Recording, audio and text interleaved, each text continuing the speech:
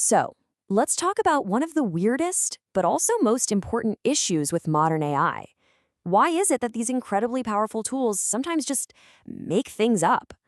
It's a phenomenon called hallucination.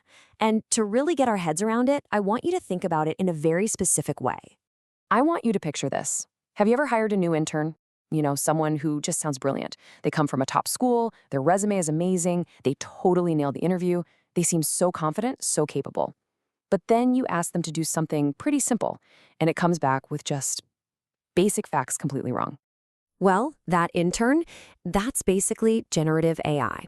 Seriously, this is probably the best way to understand how this technology really works, what it's good for, and more importantly, where the biggest risks are hiding. So for the next few minutes, let's imagine that tools like ChatGPT or Copilot are this very specific type of intern. So think about this intern's profile for a second. On one hand, its strengths are incredible. I mean, it's absorbed a massive amount of the public internet, so its general knowledge is huge, and it sounds so authoritative. But, and this is a big but, it's got one critical weakness. It's never worked at your company. It has zero idea about your clients, your internal rules, or your specific business context. And that leads us right to this intern's biggest flaw. See, when it doesn't know the answer, it doesn't just raise its hand and say, hey, I don't know. No, like an eager-to-please intern, it'll just try to fill in the blanks with something that sounds right. Let me show you a real-world story of just how dangerous this can be. So the story kicks off with a lawyer using an AI tool to help prep for a case. I mean, this seems like a perfect job for AI, right? He just needed to find some legal precedents to back up his argument. And the AI, well, it delivered. It came back with a list of 6 super relevant court cases. They all had official-sounding names, the right legal citations, and the arguments inside them fit his case perfectly. It was exactly what he needed. So naturally, he put them in his brief and sent it off to the court, feeling pretty good about his chances. But then the judge, just doing his job, asked for copies of those cases. And this, right here, is where the whole thing just completely fell apart. The problem was not a single one. The AI had literally invented 6 totally plausible, official-sounding, but completely fake legal cases, and it presented them with absolute, unshakable confidence. This is the perfect example of the problem we're talking about today. This is what we call an AI hallucination. It's when the model just generates stuff that's factually wrong or totally made up, but serves it to you like it's the gospel truth.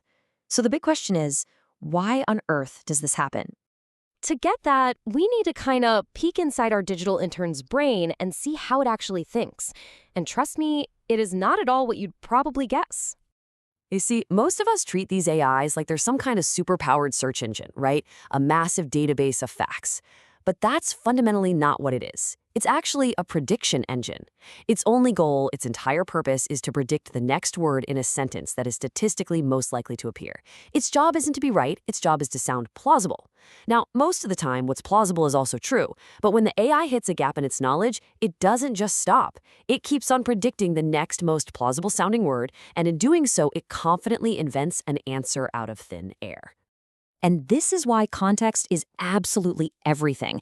If you ask an AI to write a poem about flowers and it gets a detail wrong, who cares? It's harmless fun. But if you ask it, hey, what are our contractual obligations to this client, and it hallucinates a clause that isn't actually there, well, that's a whole different ballgame. That's a huge risk. So what do?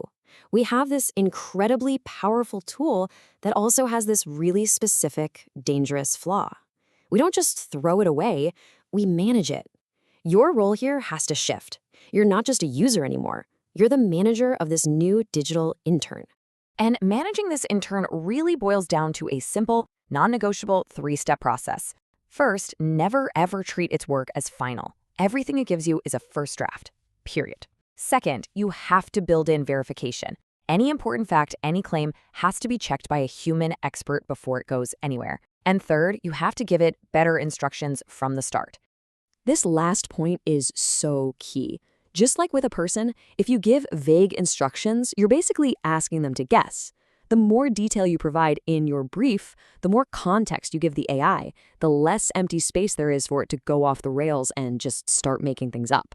So when you think about it, this forces us to ask a totally different question. We need to stop asking, Is this AI smart enough for the job? And instead, we need to start asking, have I set it up to succeed? Have I given it the right context, the right guardrails, and the right oversight to get this specific task done correctly? That's a management question, not a tech question. And if there is only one thing you take away from all this, please let it be this. With AI, confidence is not accuracy. That answer that sounds the most plausible, the most authoritative, that could easily be the one that's completely made up. And remembering that simple fact is the absolute key to using this incredible technology safely and effectively.